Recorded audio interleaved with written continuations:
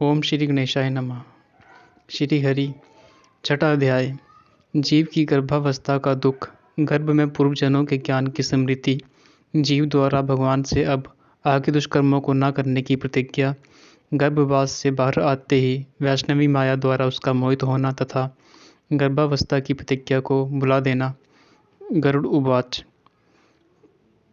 कथमुत्पद्यते मातुर्जठरे नरकागतः गर्भादि दुःखम यद भुंक्ते तन्मे कथ्य केशव। गरुड़ जी ने कहा, हे केशव, नरक से आया हुआ जीव माता के गर्भ में कैसे उत्पन्न होता है? वह गर्भवास आदि के दुख को जिस प्रकार भोगता है वह सब भी मुझे बताइए। श्री विष्णु उवाच। स्त्री पुंसोस्तु प्रसंगेन निरुद्धे शुक्र शोणिते यथा अयम जायते मतर्यस्तथा बक्ष्याम्यहम तब। भगवान विष्णु ने कहा, स्त्री और पुरुष के संयोग से वीर्य और राज्य के स्थिर हो जाने पर जैसे मनुष्य की उत्पत्ति होती है उसे मैं तुम्हें कहूँगा। ऋतु मध्य ही पापा नाम देहोत्पत्ति प्रजायते इंद्रस्य ब्रह्महत्या अस्ति यस्मिन् तस्मिन् दिनत्रये।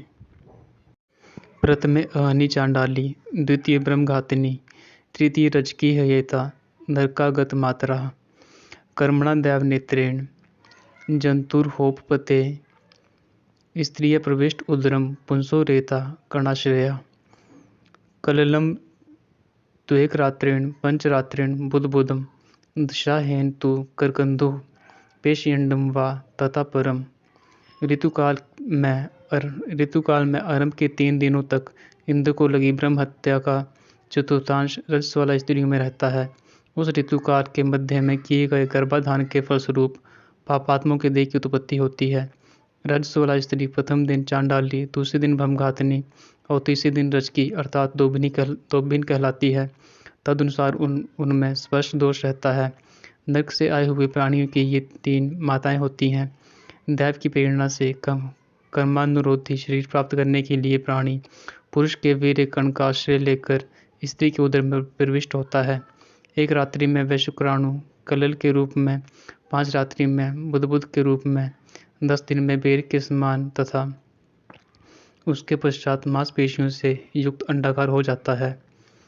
मासेन तु शिरोद्वाभ्याम बाह्वंग गद्यंग विग्रह नकुलो मास्ति चर्माणि लिंग छिद्रोद्भव वस्त्रिभिः चतुर्भिर्धात्वा सप्तपंचभिः क्षुत्रिंद भुवा षड्भिर्जायुणा वीता कुक्षो भ्राम्यति दक्षिणे मातुर्जगधान पानाद्यारे ददातुर्सम्मते शेते विन्मुत्तरयोर्गर्ते स जंतु संभवे।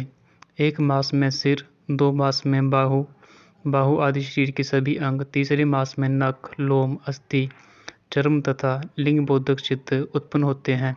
चौथे मास में रस, रक्त, मांस, मेदा, अस्थि, मज्जा और शुक्र यह 7 धातुएं तथा 5वें मास में भूख प्यास पैदा होती है। 6ठे मास में जरायु में लिपटा हुआ वह जीव माता की दाहिनी कोख में घूमता है और माता के द्वारा खाए पिए अन्न आदि से बड़े हुए धातुओं वाला वह जंतु विष्ठा मूत्र के दुर्गंध युक्त गड्ढे रूप गर्भाशय में सोता है।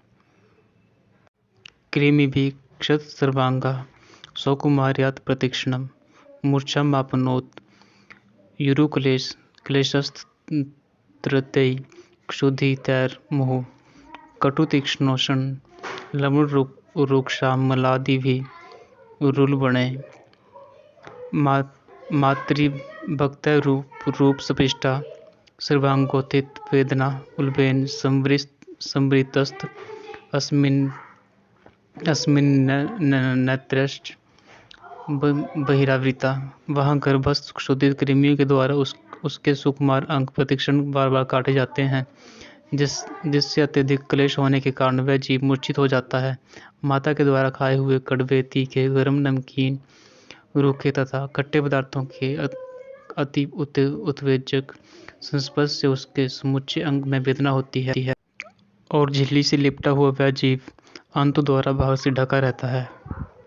आस्ते कृत्वा शिरकुक्षो भोगनपृष्ठ शिरोधरा अकल्पा स्वांगचेष्टायां कुन्त इव पंजरे तत्र लब्ध स्मृतिर्दैवात् कर्म जन्मशतोद्भवम् स्मरन् दीर्घमनुष्यश्वासं शम किं नाम विन्दते नात्मान ऋषिर्भीता सप्तभद्रीकृताञ्जलिः स्तुवीतं विकल्पया वाचा येनोदरे अर्पिता अरभ्य सप्तमानसा लब्धबोधोऽपि वेपिता न्यक्तरास्ते सुतिर्वातैर्विष्टा भूरिव सोदरा। उसकी पीठ और गर्दन कुंडलाकार रहती है। इस प्रकार अपने अंगों से चेष्टा करने में असमर्थ होकर वह जीव पिंजरे में स्थित पक्षी की भांति माता की कुक्षी में अपने सिर को दबाए हुए पड़ा रहता है। भगवान की कृपा से अपने सैकड़ों जन्मों के कर्मों का स्मरण करता हुआ वह गर्भस्थ जीव लंबी श्वास लेता है। ऐसी स्थिति में भला उसे कौन सा सुख प्राप्त हो सकता है। मांस मज्जा आदि 7 धातुओं के आवरण में आवृत वह ऋषिकल्प जीव भयभीत होकर हाथ जोड़कर विकल वाणी से उन भगवान की स्तुति करता है जिन्होंने उसे माता के उदर में डाला है। 7वें महीने के आरंभ से ही सभी जन्मों के कर्मों का ज्ञान हो जाने पर भी गर्भस्थ प्रसूति के द्वारा चालित होकर वह विष्ठा में उत्पन्न सहोदर उसी पेट में उत्पन्न अन्य कीड़े की भांति एक स्थान पर ठहर नहीं पाता। जीव उवाच श्रीपतिं जगदाधारं शुभक्षयकारकं व्रजामि शरणं विष्णुं शरणागतवत्सलम्। जीव कहता है, मैं लक्ष्मी के पति, जगत के आधार, अशुभ का नाश करने वाले तथा शरण में आए हुए जीवों के प्रति वात्सल्य रखने वाले भगवान विष्णु की शरण में जाता हूँ।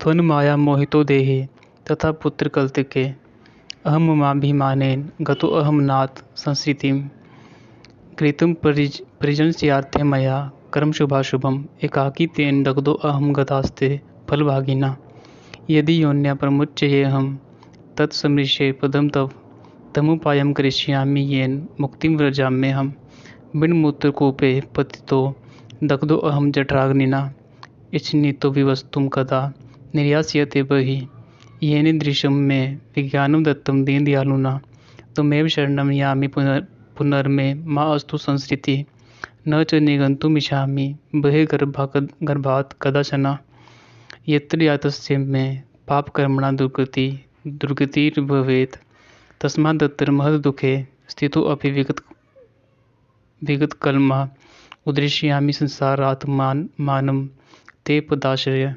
हे नाथ, आपकी माया से मोहित होकर मैं देह में अहम भाव तथा पुत्र और पत्नी आदि में ममत्व भाव के अभिमान से जन्म मरण के चक्कर में फंसा हूँ। मैंने अपने परिजनों के उद्देश्य से शुभ और अशुभ कर्म किए, किंतु अब मैं उन कर्मों के कारण अकेला जल रहा हूँ। उन कर्मों के फल भोगने वाले पुत्र कलत्रादि अलग हो गए। यदि इस गर्भ में से निकलकर मैं बाहर आऊँ तो फिर आपके चरणों का स्मरण करूँगा और ऐसा उपाय करूँगा जिससे मुक्ति प्राप्त कर लूँ। विष्ठा और मूत्र के कुएं में गिरा हुआ तथा जठराग्नि में जलता हुआ एवं यहाँ से बाहर निकलने की इच्छा करता हुआ मैं कब बाहर निकल पाऊँगा। जिस दीन दयालु परमात्मा ने मुझे इस प्रकार का विशेष ज्ञान दिया है, मैं उन्हीं की शरण ग्रहण करता हूँ, जिससे मुझे पुनः संसार के चक्कर में न आना पड़े, अथवा मैं माता के गर्भगृह से कभी भी बाहर जाने की इच्छा नहीं करता, क्योंकि बाहर जाने पर पाप कर्मों से पुनः मेरी दुर्गति हो जाएगी। इसलिए यहाँ भूतों की स्थिति में रहकर भी मैं खेद रहित होकर आपके चरणों का आश्रय लेकर संसार से अपना उद्धार कर लूँगा।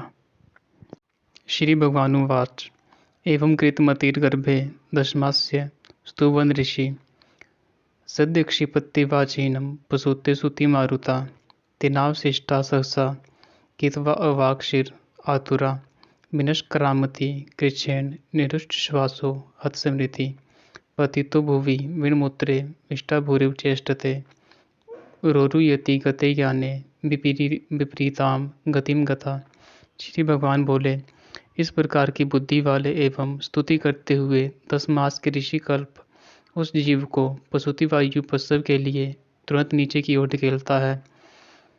प्रसूति मार्ग के द्वारा नीचे के सिर करके सहसा गिराया गया वह आतुर जीव अत्यंत कठिनाई से बाहर निकलता है और उस समय वह श्वास नहीं ले पाता तथा उसकी स्मृति भी नष्ट हो जाती है। पृथ्वी पर विष्ठा और मूत्र के बीच गिरा हुआ वह जीव मल में उत्पन्न कीड़े की भांति चेष्टा करता है और विपरीत गति प्राप्त करके ज्ञान नष्ट हो जाने के कारण अत्यंत रुदन करने लगता है। गर्भे भेयादो शमशाने च पुराणे या मतिर्भवेत् सा यदि स्थिरां याति को न मुच्येत बंधनात् यदा गर्भात् बहिर्याति कर्मभोगात् नन्तरं तदैव वैष्णवी माया मोहयत्येव पुरुषम्। स तदा मायया सपृष्टो न किंचित् दोदते अवशा शैशवादिभवं दुःखं पराधीनतया अश्नुते। गर्भ में रुग्णावस्था में श्मशान भूमि में तथा पुराण के परायण या श्रवण के समय जैसी बुद्धि होती है वह यदि स्थिर हो जाए तो कौन व्यक्ति संसारिक बंधन से मुक्त नहीं हो सकता। कर्म भोग के अनंतर जीव जब गर्भ से बाहर आता है तो तब उसी समय वैष्णवी माया उस पुरुष को मोहित कर देती है। उस समय माया के स्पर्श से वह जीव विवश होकर कुछ बोल नहीं पाता, प्रत्युत शैशवादी अवस्थाओं में होने वाले दुखों को पराधीन की भांति भोगता है। प्रछंदम न विदुषा पुष्यमाणो जनेन सा अनभिप्रेतमापन्ना पत्याख्या तु मुनीश्वरा शायितो अशुचि पर्यंके जंतु स्वेदज दूषिते नेशा कंडूयन्ने अंगानामा सन्नो तथान चेष्टने तदुन्त्या मत्वचम दंशामशका मत्कुणादया रुदंतम विगत ज्ञानम कृमिकम यथा। उसका पोषण करने वाले लोग उसकी इच्छा को जान नहीं पाते, अतः प्रत्याख्यान करने में असमर्थ होने के कारण वह विपरीत स्थिति को प्राप्त हो जाता है।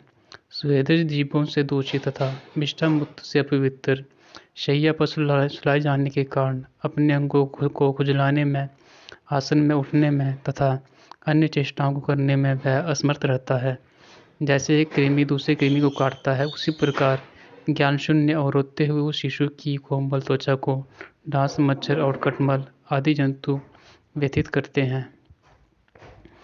इत्येवं शैशवं भुक्त्वा दुःखं पौगण्डमेव च तत्तो यौवनमासाद्य याति सम्पदमासुरीम्। तदा दुर्व्यसनासक्तो नीचसंगपरायणः शास्त्र सत्पुरुषाणां च द्वेष्ट्वा स्यात् कामलंपटा। इस प्रकार शैशवावस्था का दुख भोगकर वह पौगंडावस्था में भी दुख ही भोगता है। तदनंतर युवावस्था प्राप्त होने पर भी आसुरी संपत्ति को प्राप्त होता है। तब वह दुर्व्यसनों में आसक्त होकर नीच पुरुषों के साथ संबंध बनाता है और काम लंपट प्राणी शास्त्र तथा सत्पुरुषों से द्वेष करता है। दृष्ट्वा स्त्रियं देव माया तद्भावैर जितेन्द्रिय प्रलोभिता पतयन्ते तमस्य गुणो पतंगवत् कुरंग मातंग पतंग भृंग मीना हता पंचभिरेव पंच एका परमाधि स कथम हन्यते यसेव्य पंचभिरेव पंच।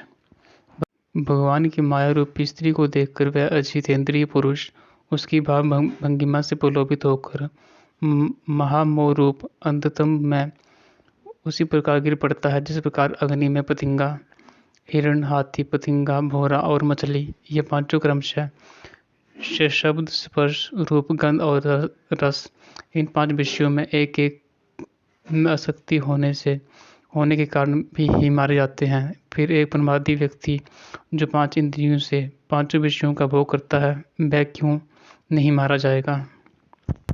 प्रछंदम न विदुषा पुष्यमाणो जनेन सा अनभिप्रेतमापन्ना पत्याख्या तु मुनीश्वरा शायितो अशुचि पर्यंके जंतु स्वेदज दूषिते नेशा कंडूयन्ने अंगानामा सन्नो तथान चेष्टने तदुन्त्या मत्वचम दंशामशका मत्कुणादया रुदंतम विगत ज्ञानम कृमिकम यथा। उसका पोषण करने वाले लोग उसकी इच्छा को जान नहीं पाते, अतः प्रत्याख्यान करने में असमर्थ होने के कारण वह विपरीत स्थिति को प्राप्त हो जाता है। स्वेदज जीवों से दूषित तथा विष्ठा मुक्त से अपवित्र शैया पर सुलाए जाने के कारण अपने अंगों को खुजलाने में, आसन में उठने में तथा अन्य चेष्टाओं को करने में वह असमर्थ रहता है। जैसे एक कृमि दूसरे कृमि को काटता है, उसी प्रकार ज्ञान शून्य और रोते हुए उस शिशु की कोमल त्वचा को डांस, मच्छर और कटमल आदि जंतु व्यथित करते हैं। इत्येवं शैशवं भुक्त्वा दुःखं पौगण्डमेव च ततो यौवनमासाद्य याति सम्पदमासुरीम्।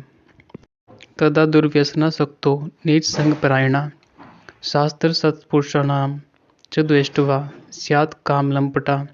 इस प्रकार शैशवावस्था का दुख भोगकर वह पौगंडावस्था में भी दुख ही भोगता है। तदनंतर युवावस्था प्राप्त होने पर भी आसुरी संपत्ति को प्राप्त होता है। तब वह दुर्व्यसनों में आसक्त होकर नीच पुरुषों के साथ संबंध बनाता है और काम लंपट प्राणी शास्त्र तथा सत्पुरुषों से द्वेष करता है। दृष्ट्वा स्त्रियं देवमाया तद्भावैर्जितेन्द्रिय प्रलोभिता पत्यन्ते तमस्य गुणो पतंगवत् कुरंगमातंग पतंग भृंग मीना हता पंचभिरेव पंच एका परमाधि स कथम न हन्यते यसेव्य पंचभिरेव पंच। भगवान की माया रूपी स्त्री को देखकर वह अजितेंद्रिय पुरुष उसकी भाव भंगिमा से प्रलोभित होकर महामोह रूप अंधतम में उसी प्रकार गिर पड़ता है जिस प्रकार अग्नि में पतिंगा, हिरण, हाथी, पतिंगा, भौरा और मछली ये पांचों क्रमशः शब्द, स्पर्श, रूप, गंध और रस इन पांच विषयों में एक एक में आसक्ति होने के कारण भी ही मारे जाते हैं। फिर एक परमार्थी व्यक्ति जो पांच इंद्रियों से पांचों विषयों का भोग करता है वह क्यों नहीं मारा जाएगा। अलब्धा विपसितो अज्ञानदि ददमन्यो शुचार्पिता सदेहेन मानेन वर्धमानेन मन्युना करोति विग्रहं कामी कामेष्वन्ताय चात्मना बलाधिकै स हन्येत गजान्याग्रजो यथा एवं यो विषयासक्त्या नृत्तमति दुर्लभम वृथा नाश्यते मूढ़स्तस्मात् पापतरो ही का। अभिप्सित वस्तु की अप्राप्ति की स्थिति में ज्ञान के कारण ही क्रोध हो जाता है और शोक को प्राप्त व्यक्ति देह के साथ ही बढ़ने वाले अभिमान तथा क्रोध के कारण वह कामी व्यक्ति स्वयं अपने नाश हेतु दूसरे कामी से शत्रुता कर लेता है। इस प्रकार अधिक बलशाली अन्य कामी जनों के द्वारा वह वैसे ही मारा जाता है जैसे किसी बलवान हाथी से दूसरा हाथी। इस प्रकार जो मूर्ख अत्यंत दुर्लभ मान जीवन को विषय शक्ति के कारण व्यर्थ नष्ट कर लेता है उससे बढ़कर पापी और कौन होगा। जातिस्तेषु लभते मोभिमानस्त्वं तत्रापि दुर्लभतरं खलु भो द्विजतम् यस्तन्न पालयति लालयति इंद्रियाणि तस्यामृतं क्षरति हस्तगतं प्रमादात् तदस्तां मृदतां प्राप्य महाव्याधि समाकुला मृत्युं प्राप्य महद्दुःखं नरकं याति पूर्ववत् एवं गता अगतै कर्म पाशाय बद्धाश्च पापिनां कदापि न विरज्यन्ते मम माया मोहिता इति ते कथिता ताक्षर्य पापिनां नरकगति अंत्येष्टि कर्महीनानां किं भूय श्रोतुमिच्छसि इति गरुड़पुराणे सारोद्धारे पाप जन्मादि दुख निरूपण नाम षष्ठोध्याय। सैकड़ों योनियों को पार करके पृथ्वी पर दुर्लभ मानव योनि प्राप्त होती है। मानव शरीर प्राप्त होने पर भी द्विजत्व की प्राप्ति उससे भी अधिक दुर्लभ है। अति दुर्लभ द्विजत्व को प्राप्त कर जो व्यक्ति जो द्विजत्व की रक्षा के लिए अपेक्षित धर्म कर्मानुष्ठान नहीं करता, केवल इंद्रियों की तृप्ति में ही प्रयत्नशील रहता है, उसके हाथ में आया हुआ अमृत स्वरूप वह अवसर उसके प्रमाद से नष्ट हो जाता है। इसके बाद वृद्धावस्था को प्राप्त करके महान व्याधियों से व्याकुल होकर मृत्यु को प्राप्त वह पूर्ववत महान दुखपूर्ण नरक में जाता है। इस प्रकार जन्म मरण के हेतु कर्म पाशों से बंधे हुए वे पापी मेरी माया से भी मोहित होकर कभी भी वैराग्य प्राप्त नहीं करते। हे ताक्षर्य, इस प्रकार मैंने तुम्हें अंत्येष्टि कर्म से हीन पापी की नरक गति बताई। अब आगे क्या सुनना चाहते हो। इस प्रकार गरुड़ पुराण के अंतर्गत सारोद्धार में पाप जन्मादि दुख निरूपण नामक छठा अध्याय पूरा हुआ। श्री हरि।